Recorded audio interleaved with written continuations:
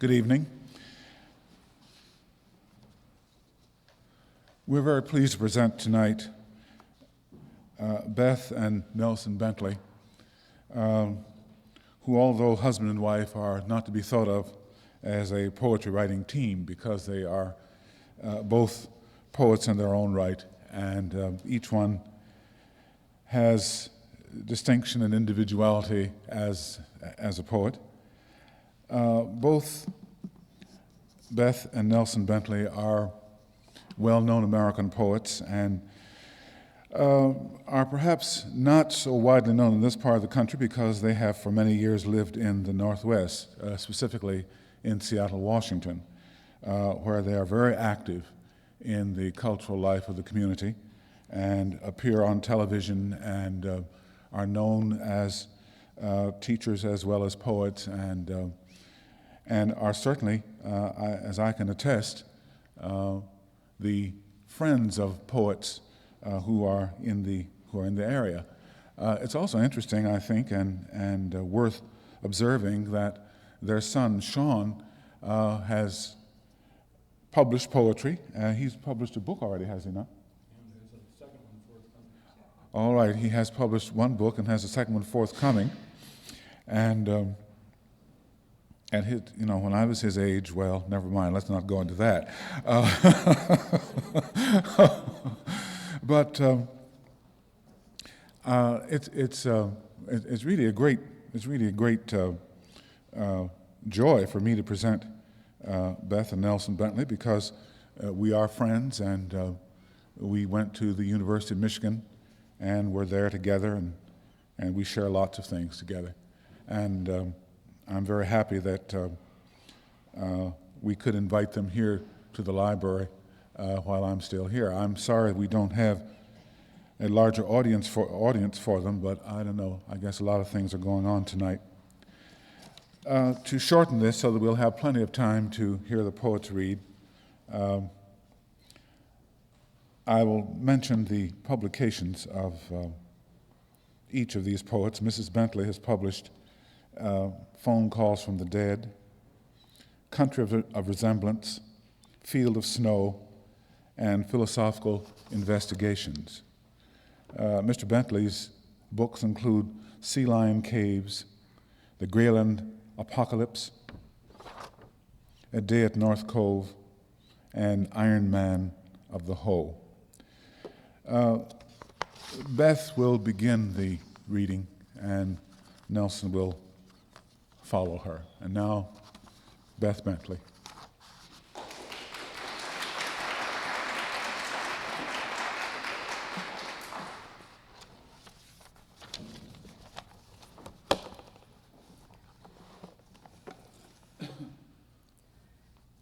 She has been sent to count peas. The blank walls of the cell glisten from the sheen of an eye slit in the stone above her. Her fingers slip among pebbles, green flakes, dried tears. They shift and whisper. This was a task set years ago by someone she never met, for a deed someone before her plotted. Granduncle, stepsister, who? No one tells her. No one tells her why it's her turn to squat in the dark, hearing no voice but her own animal grunts, sharp cries, with nothing to touch but hard, round, dried-up chips that scurry away into corners. She's forgotten the color of her hair. She's forgotten her father and mother. She's forgotten her name because no one ever says it. Sacks of peas move closer, a huddle of lumpen shapes. She waits for the brush of an insect's wing on her hand, a fly, a weevil, an invisible motion to turn in her heart like a key. Open the cell. Release her. She will not be allowed to go. She has been sent to count peas.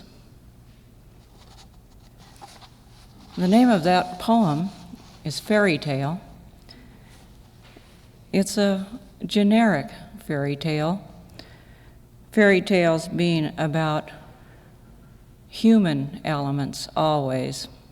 Retribution, children paying for the sins of the fathers and mothers. Sibling rivalry, and the terror of the familiar. Here is another poem in which some familiar situation suddenly seems very frightening.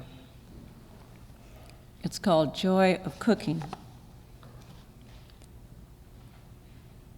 When she spoke of her childhood, she forgot to mention knives strung in the window like teeth.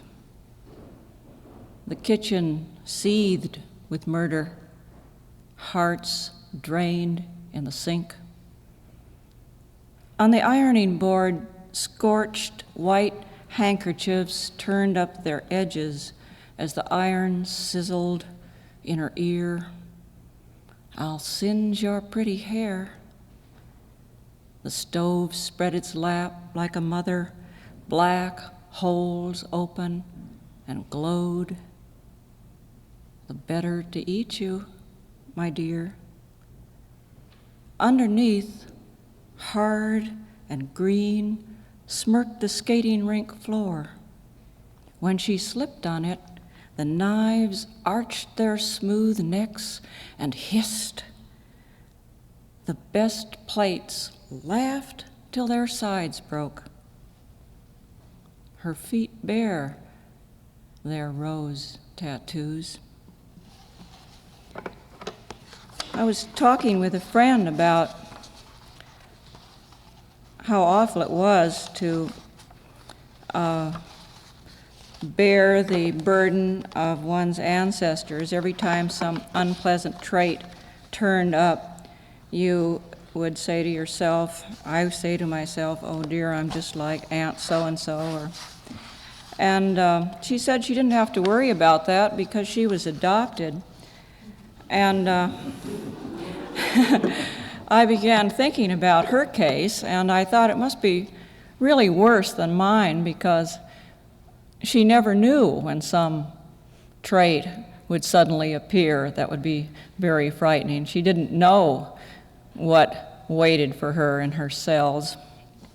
And I decided to write this poem called Changeling. As you know, a changeling is a fairy's child, and the fairy would leave it on the doorstep of a mortal to be brought up by a mortal family. Changeling. Crowding her landscape, a forest of stumps, their truncated bodies nudged and prodded. She moved through their eyes, their babble, as if she were mist, collecting nothing. They offered her mossy histories, a pungent tangle of rites, knobbed passwords. She wore their language lightly. Nothing hindered her, not even their clumsy kisses, though she pretended to swallow their milk. Dense as leaves they came and went, calling her daughter. Buoyed by that tumult of flesh, she dozed, except for nights when spattered on groin and belly by shining medallions of blood, she woke, glazed, slick as glass. The load of her true mother's screams weighted her throat. She pitched down, gravitations fell, a stone. In Seattle, or in the state of Washington, we have a law that you can't commit anybody to an institution unless they sign the papers. Consequently, we have all kinds of strange, weird people wandering the streets. And one of the most pathetic, more pathetic, but still a little bit humorous cases is a young woman who moved out of her mother's home into a car in front of the house. She moved all her clothes there. She ate there, slept there, defecated there, et cetera, et cetera. The car began to be a public nuisance. The police would come and try to remove her. They would find her a place to live. She would move back into the car, and this went on. And it's been going on for years, and every once in a while surfaces in the papers. And they call her Sarah. They've given her that name. I decided to write a poem about Sarah. And I have Sarah, I call it Living in the Chevy, because I don't know what kind of a car she is living in, but I've always had a Chevy myself, and I feel there's a kind of maternal quality about a Chevy. Living in the Chevy. Now it is November in the Chevy. The toadstools, little pets, peek up from the carpet, tender as blanched toes. Sarah feels them in her shoes, white and safe, shyly nudging. Frost furs the windows, and her breath signals hellos across the cushions. Hello, old steering wheel, old windshield wipers. Hello, silent radio I sang with, musical sister, my lost ear. She salutes the dead batteries, the frozen brake, the tires. Her body curls in the shell of the Chevy. She's her own wind, her own moon. Outside, the street hardens to morning's factual glitter. Sarah's clothes heap closer. They've memorized the story of the princess, 7 summers and 7 winters banished, unraveling the old hag's spell. The tin cans flash glances at the apple cores, rinds and wrappers settle, the thawing windows mew. The Chevy drowses in the stone forest, weather-wise, a crusty cabin, a cloud of spore. We do have toadstools in our cars in Seattle. It's very damp in Seattle, and if you leave your car out very long, you soon have toadstools. I didn't just make that up. I'm going to read a little series of poems now about double selves, fragmented selves. Most of these are about women. The first one is told from the point of view of the people watching someone fall apart or drown, and it's as if we're a school of fishes and she's drowning in our element, and it's called Drowning Girl. We swam by where she dangled, caught in our lives. Her arms, loose as seaweed, hands folding, unfolding, hungered towards us. Our wake turned and turned the pale stem of her neck. Our talk waterfalled down her ears. She hung suspended, a question mark, hair lifting, falling. We saw her fingers curl. We didn't hear her heart burst, a depth charge, but watched her water lily head loll in the current, watched her float upward, weightless. She kept her white eyes open. Through shifting waters, they glare at us, scoured clean as shells. And the next one is called In the Mirror. For an instant, by morning light, a north light filtered through frosted windows, the two confronted her as if clove by lightning. She knew them, adversaries with kindred eyes. The lean one, with a smile like a knife, wolfed down her look, lips pale. "Sister, feed me," she said. In the rippling glass, the other, rounder, pinker, floated in ice, dry hair crackling around her head. "Sister, don't wake me," she begged. Rocked in that buzz of light, she swayed with them, window, mirror, frost, sealed and silvered their unspoken vows, which, caustic, transfixed her. She broke and entered the kingdom of glass. There's an old Jewish legend that if you see yourself coming down the street, it's the real you, and you are only the ghost. This poem is called You Again. This time I recognize your limp. You have aged. The floating cartilage in your knee makes you favor your left leg. Your diet has left you pale, though not necessarily thinner. If there are auras, yours is gray, for you abhor violence and faint at the sight of blood.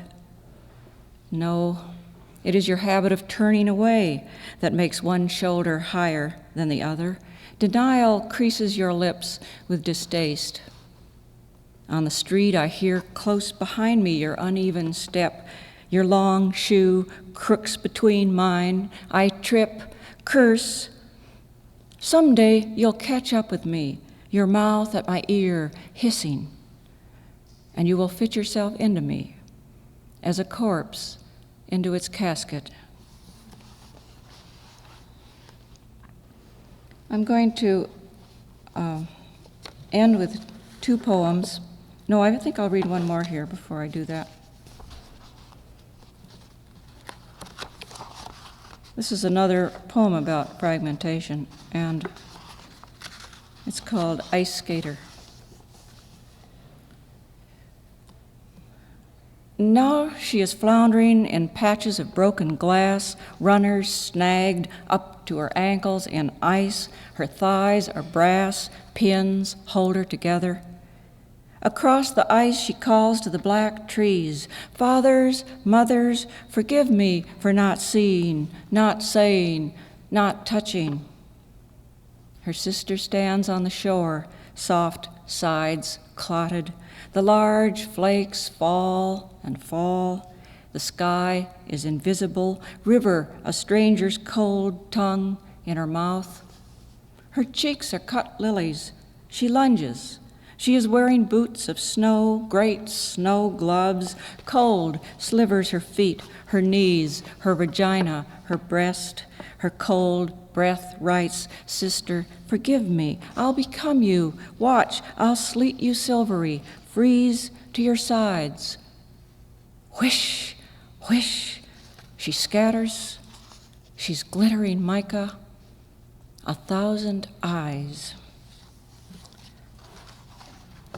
Some time ago, I got interested in reading Dorothy Wordsworth's notebooks, and I was very struck by them for a variety of reasons, and one was, of course, that practically everything that was in the notebooks was also in Wordsworth's poems.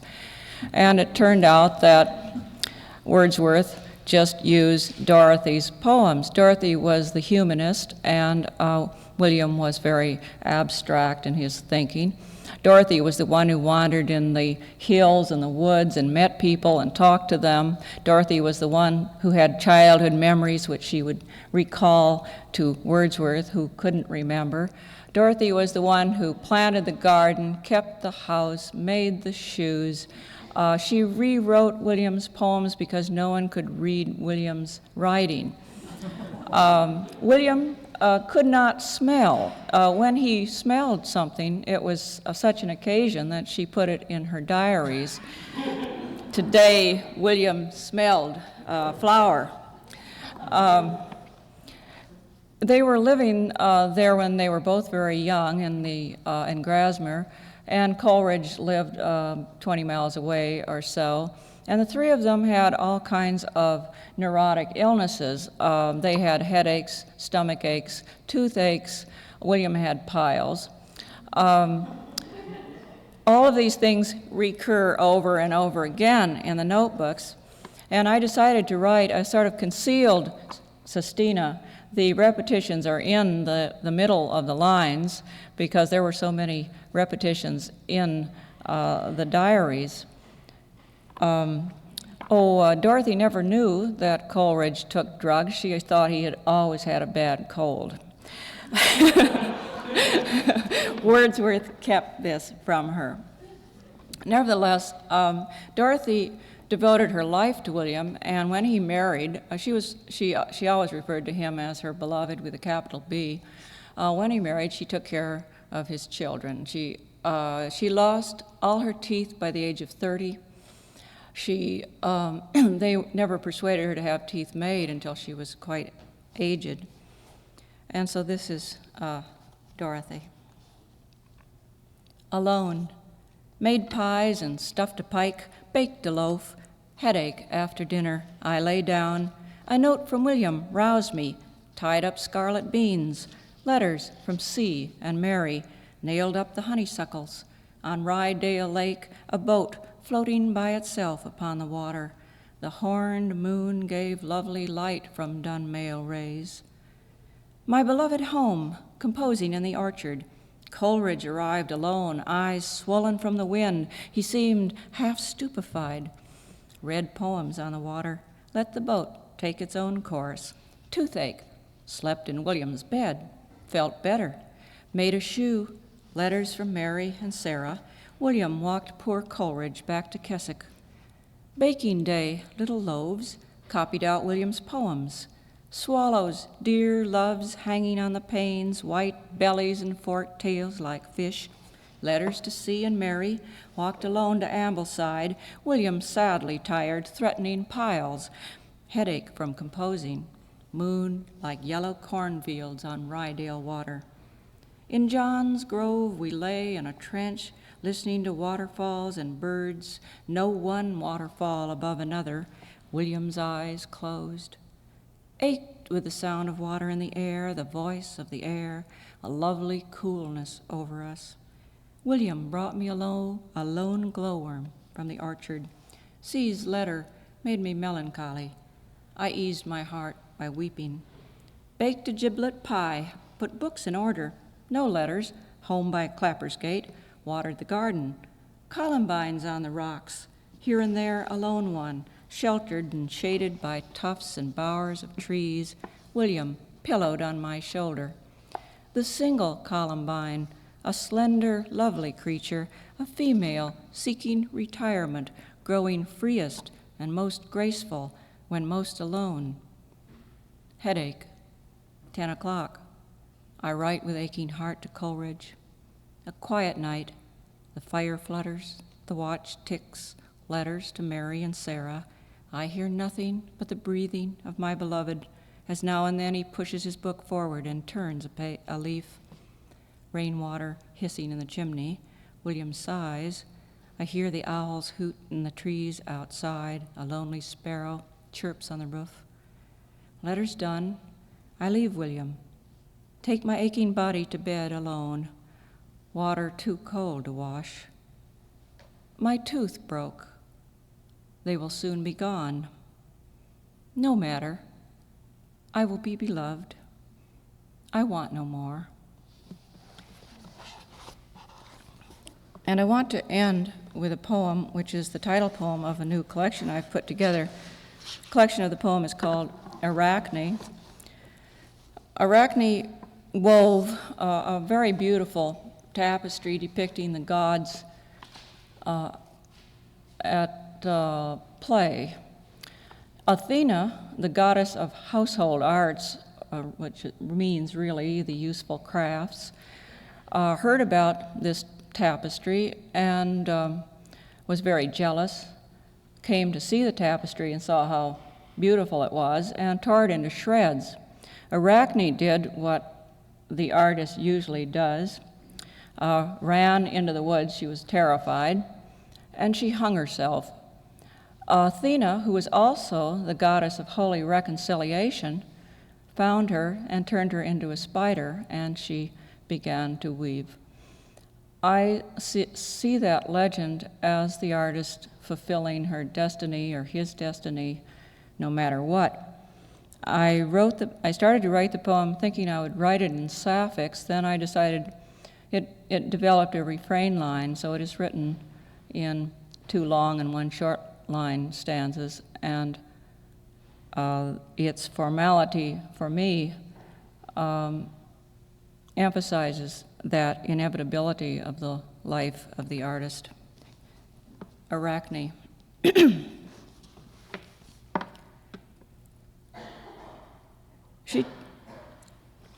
She took the green whip of childhood, wrapped it around the pin of her fear, and knotted it at the center. She took the rusty chain of her bloodline, looped it over the marrow of her grief, and knotted it at the center.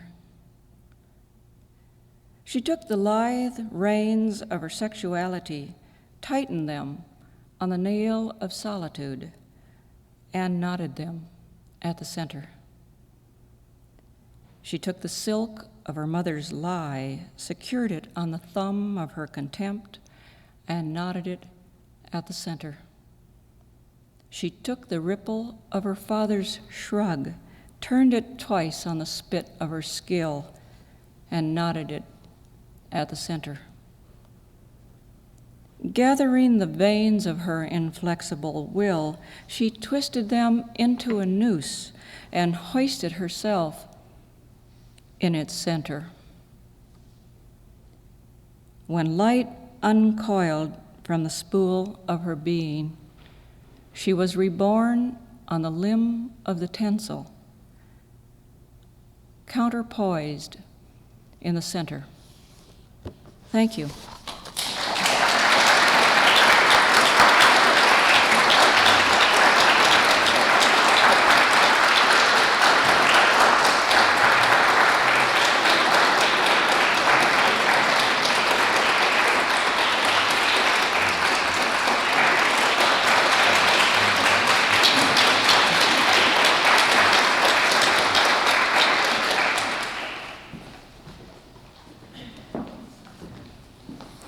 Thought I'd start out with a poem about a Lummi totem carver. This is from my first collection, Sea Lion Caves. This is a great carver of totem poles, Louis Hilaire, came from a family of totem carvers. The Lummi Reservation, this is a reservation just to the west of Bellingham, across the bay, and is on mainly a peninsula and an island. Lummi Reservation. I wade the sound, knee-deep in a clear tide, amongst the oyster shells and young starfish, the chuckle and squawk of gulls, worn fishing boats, the animal spirits of water, wood, and sun, swimming blue shadows on seaweeded shores, and watch across the waves where Lummi Island lies quiescent as a basking whale, or the intense repose of a totem pole. A mile from here, Hilaire carved his totems, compressing a bright legend in a log, small epics of courage and desire. His sign a whale, black as his ragged beard, the potent tail curved into a circle. His last unfinished project fills my thought, each sacred, alert, and solemn symbol, the 24 animal spirits in high council. From the throat of each an Indian looked out, awed by the ultimate in all its forms, folded in nature's infinite metaphor, a soul delighted in the law of sense. So each of 24 single wills were wrapped in divine wisdom's necessary pelt. He gave me eagle to put above my books, vision and integrity, white as shucksen. In primitive rapture, the intellect takes shape. Blake saw poetic genius as the Holy Ghost, and Retke's cry, Whitman's barbaric yawp, Watkins with Taliesin on the Welsh coast, Cummings and mountains of eternal now, are astonished as Job. Now my eye sees thee. Those animals came from the whirlwind, Hilaire, fresh with the vision that sees everywhere. And one other from this first collection, which was brought out in the 1960s by Ellen Swallow. This is a poem about my old Airedale, Mike. William Wordsworth and I are the two poets that recited most poems to our dogs, and in both cases, they were Airedales. except that he never called anything by its right name, so his is referred to throughout his work as a rough terrier of the hills. This is about the time before I began reciting poems to him.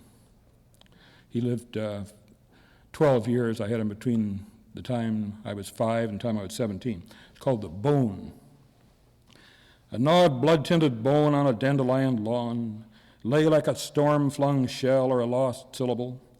I saw in a light antique my dog of boyhood, Mike, half Airedale, half collie, with wag-tailed melancholy, savored under a peach, 20 years out of reach.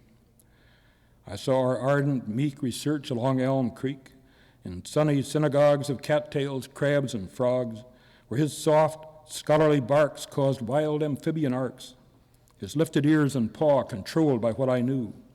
And I saw I had understood in that croaking, froggy odd, clear as in rose or dove, imponderable love. I can't read poems from the second and third books because they're too long. They're comic apocalyptic visions, and I began having them in 1969, shortly after the election of Richard Nixon, and wrote quite a number in the next 6 years. I'd squeeze one in if I could. They're populated by a lot of strange angels who are watching over me, chiefly Rutke and W.C. Fields, also Harpo Marx and Buster Keaton and a number of poets, a lot of other poets, comics, and prophets. And one of the features of them is that in the true apocalyptic tradition, I frequently faint in the poems and can be revived only by large quantities of Budweiser thrown in my face. If you'll check with the biblical apocalyptic books, you'll find that this is a standard remedy. It's usually not beer, but you have to be revived by some odd method by a guardian angel. It has to fit the particular poet. So I'll skip on to the book Moose Call and read a couple of character studies. The first is Sam Abelson. It's about an old fisherman. Often in a rowboat in a curling mist, a lone fisherman, quiet as a mountain, floats from the reeds and lilies into the past, and there becomes old Sam Abelson. All through my childhood, in and before the Depression, he fished, my father said, each day of the year. When the ice was thick, Sam Abelson chopped through and let down a relentless line. On the lakes of southeast Michigan, he angled in an Emersonian trance. Such zeal had a source profound and pure, to forget that he also sold insurance. One snowy day, I was pushing a train of blocks loaded with bottle caps on the south side rug when my mother, frail, overworked, and sick, said, "Mercy. Here comes Mr. Abelson with another string of fish."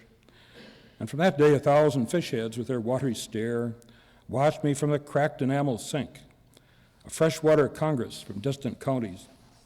On 3 long summer days, Sam, Dad, and I sat bobbing on orchard, cass, and pine, talking of bluegills and beneficiaries, while kingfishers flew through Sam's cigar smoke that covered the lakes like a policy.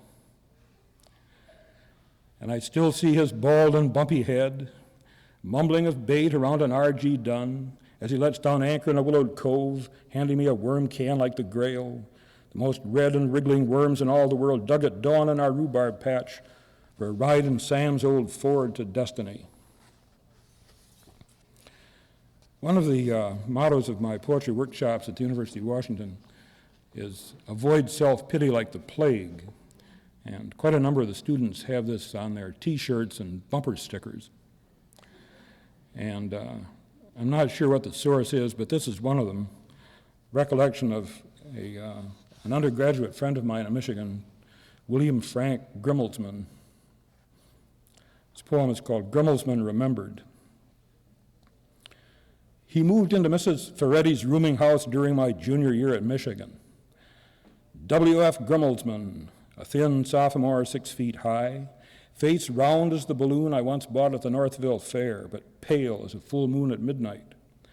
I soon found he was Ecclesiastes reincarnated. His mouth curved down an inch on either side, giving him the look of a cracked egg When he smiled, his mouth raised to a straight line. W.F.'s favorite books were Grimm's fairy tales, Macbeth, and The Legend of Sleepy Hollow. His favorite poem was Lewis Carroll's Father William. His favorite movie character, the Cowardly Lion. Favorite flowers, the sand burr. His favorite fruit, the crab apple. His favorite sport, bean bags. Our conversations ran like this. How are you today, W.F.? Miserable. What's wrong? Oh, groan. Nelson, I feel like Buster Keaton caught in quicksand.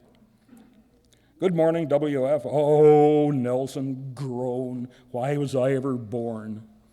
Where are you from, W.F.? Ye gods and little catfish, groan, Birmingham. Going to the football game, W.F.? Lord, no.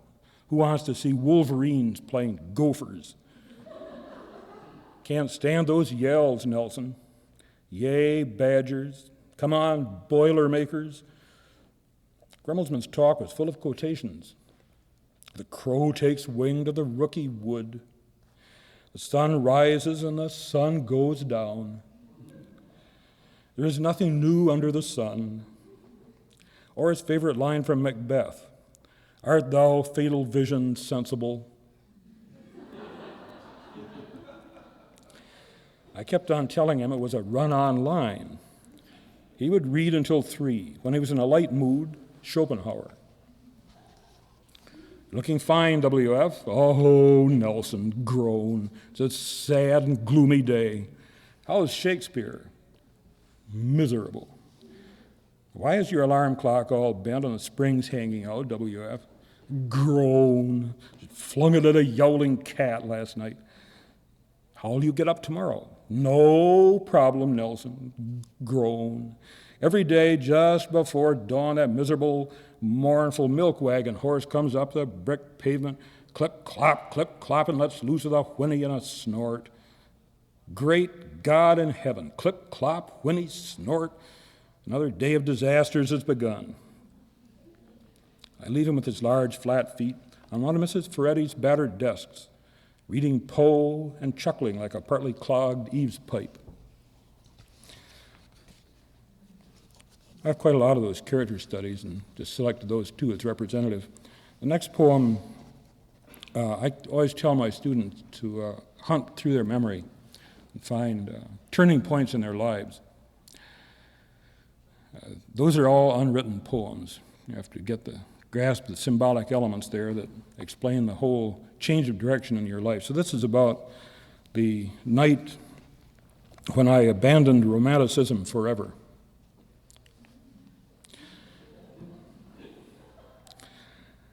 How gloom was driven away by Rachmaninoff and Mrs. McGillicuddy.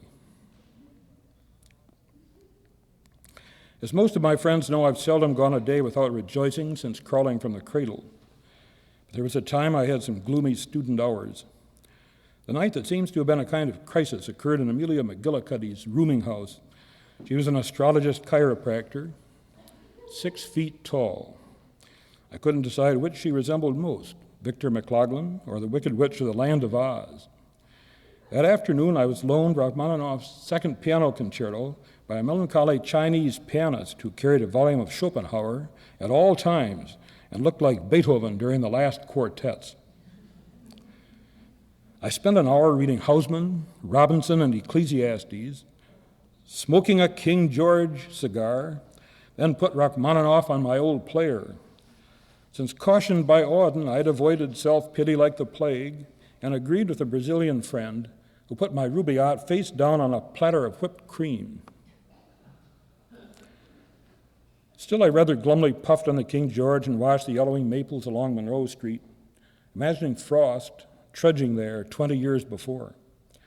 I thought of all the romantic poets since Coleridge, brooding on their losses, and even thought of opening Robinson Jeffers.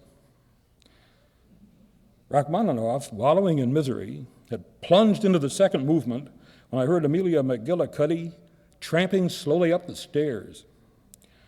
"Nelson," she said in a gravelly voice, a texture of Wallace Beery's, "I hear you're under the weather." "No, I'm fine, Mrs. McGillicuddy."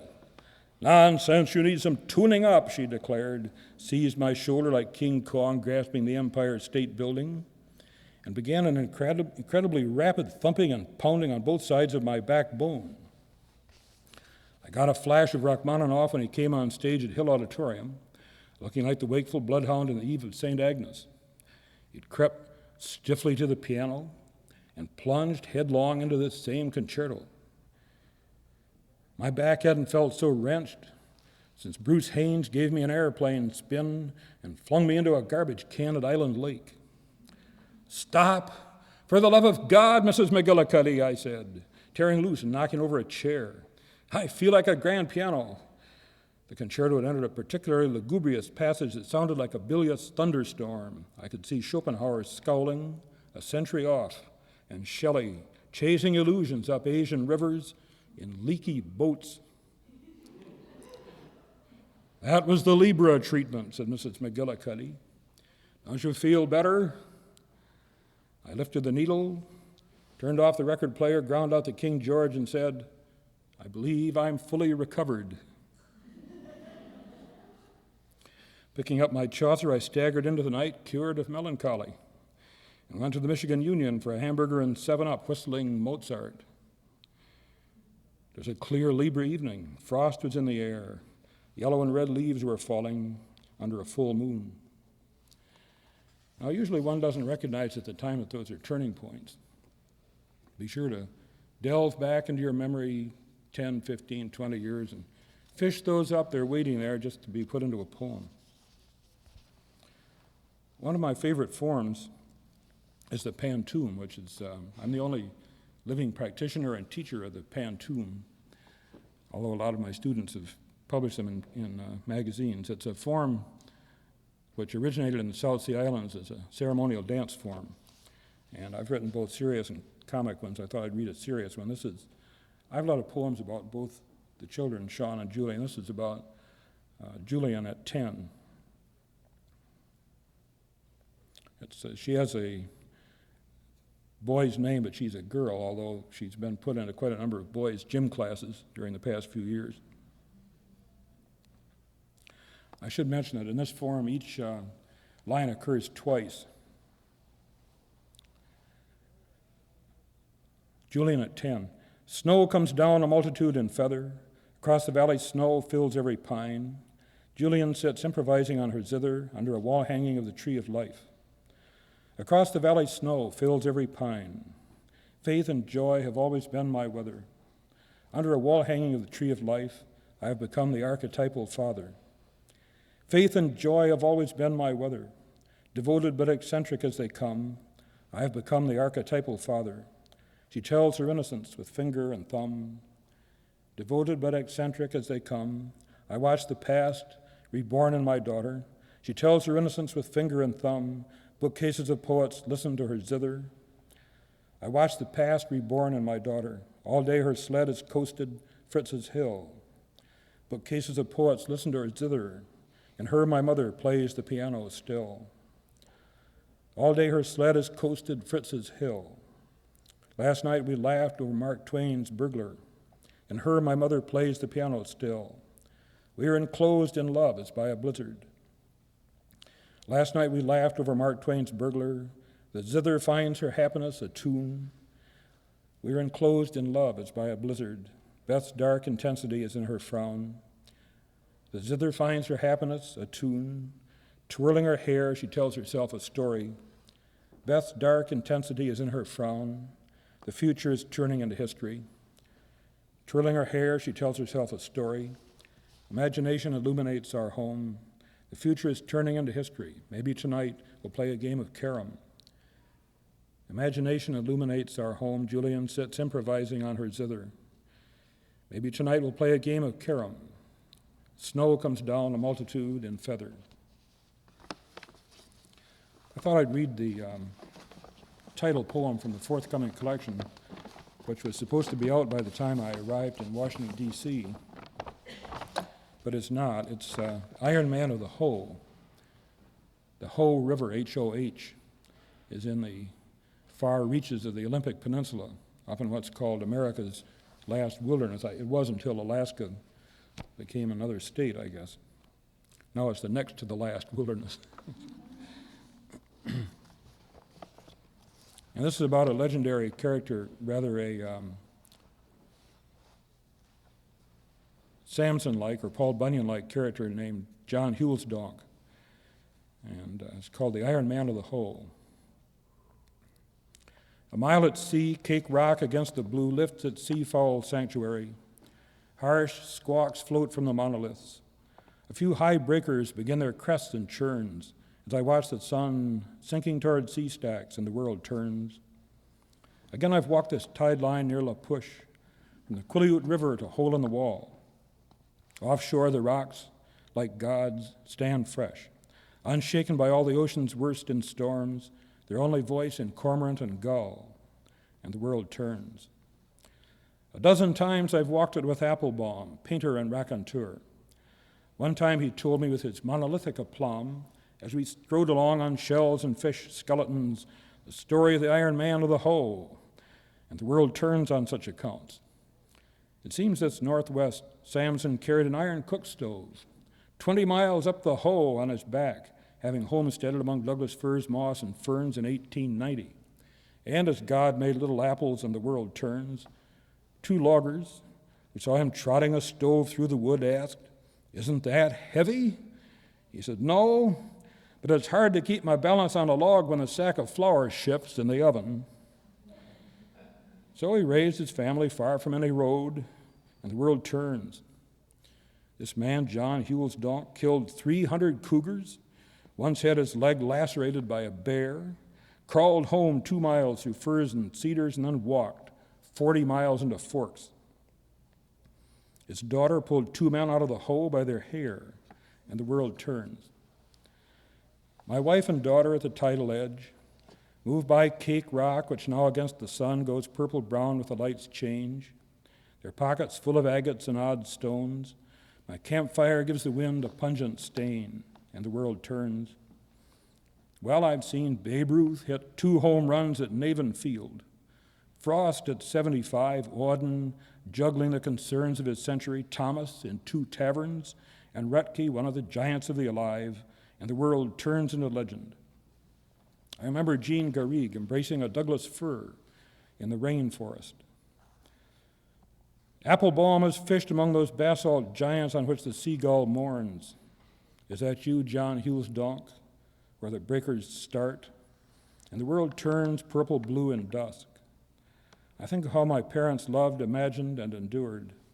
I gather wood and watch gulls float on gathering breakers and settle on the crags. The sun enters the ocean, a ball of blood, and the world turns. You can see that both Beth and I are fond of refrain lines. I'd like to conclude with a poem. A poem that I call a mini epic. It's not as big as you might think. It should take about 3 minutes to read. I wrote a mock epic some years ago. It will be in The Iron Man of the Hoe, and became so enamored of the form that I've since written a number of mini epics. I'm tuning up for the big epic.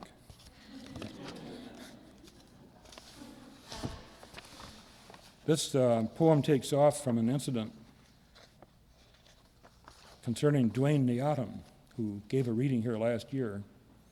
He's probably the best of a large number of excellent Indian poets that have appeared in the United States in the last 20 years, and he edited an anthology, a very beautiful collection called Carriers of the Dream Wheel, 16 contemporary Native American poets.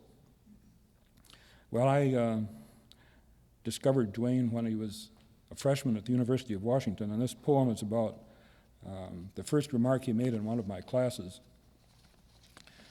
After that, Dwayne doesn't figure in the poem, but the poem wouldn't have existed without him. He's a Clallam and occasionally wanders to other parts of the country, but he can't stay away from the Northwest very long, and he lives almost all of the time in or near Seattle. This is called Alice Pigeon Friend, a mini epic I share with Bob Hayden a great love of epics, and thought I would toss this in to show our mutual concern. Alice Pigeon Friend, a mini epic. Move over, Paul Bunyan, with your blue ox. Make room, Johnny Appleseed and Huck Finn. Here comes the unsung heroine of Bothell, Alice Pigeon Friend. I'll pause right there and mention that there are going to be several very small Washington towns mentioned here, none of which you probably will have ever heard of. All except one are west of the Cascades, and the other, which plays a crucial part in the poem, is just east of the Cascade Mountains. In my modern poetry class 16 years ago, Dwayne Neodham complained of being a pigeon target on University Way, and Alice rose to the occasion. For 4 years, she had scouted the University Way gutters with her pigeon trap, among the potato chips and spilled popcorn for likely candidates. Multitudes of pigeons came flapping down at all hours to stroll desultorily zigzag as though along Skid Row, and Alice would spot one strutting jauntily as he could on such a diet, his head bobbing with a curious zest, red eyes on the lookout for manna. She'd give him seed and grain, then pop him into the trap, while his gray-green cronies swept down or waddled to the remnant feast. Their fellow vagrant was on his way to Bothell. For 1 year, he would practice like young Heifetz or Yehudi Menuhin, learning longer flights to the pigeon loft on a sunny Bothell hill. The loft, of wire net on the open sides, was a kind of pigeon Hilton, full of perches, baths, drinking fountains, grit boxes, gravel floors, cereal grains, green foods, seeds, and old friends that had checked out from the way years before. All this time, Alice would regale him with highlights of pigeon history, such as these. She told him of pigeon training in Egypt before the pyramids, of how the Sultan of Baghdad established a pigeon mailing service just after the time of Moses, how pigeon news was the secret of Genghis Khan, how pigeons made the French Revolution a success, how they flew through shot and shell in World War I, how they filled in when the telegraph broke down, how a U.S. Army pigeon made a record flight of 2,300 miles. Daily his flights grew longer. He flew from Woodinville, Redmond, Fall City, Snoqualmie Falls. On his leg were such lines as, "Out of the mockingbird's throat, the musical shuttle." A bird came down the walk. Angels in strong level flight, and bright wings. Sometimes it would be bless her bent spirit with 4 crossing birds, or a wren happy tail into the wind. Then she told him of the snow pigeon who breeds on Mount Everest. He was ready for the ultimate attempt. Think of the dedication of a Barrymore, a DiMaggio, a Retke. Think of Toscanini on the podium. Think of the prisoner of Zenda. Think of Magellan going over the horizon. Alice took that pigeon to Yakima. Tied on his leg the message, "Hail to thee, blithe spirit," and, reciting Shelley's lines written among the Euganean hills, her eyes on the jagged line of the Cascade Range, she released him above the sage, crying, "Fly to Bothell!" And he did. Imagine yourself plodding year after year down University Way, your dusty wings flying only from the roof of Penny's to the top of a Chevrolet, your only hope a bit of donut or a French fry. Suddenly you are soaring over the Cascades, looking down on the whole state of Washington, with a line of Shelley tied above your claws. Alice, I still hear those flapping wings above the Snoqualmie, like Heifetz, starting into a cadenza. Thank you.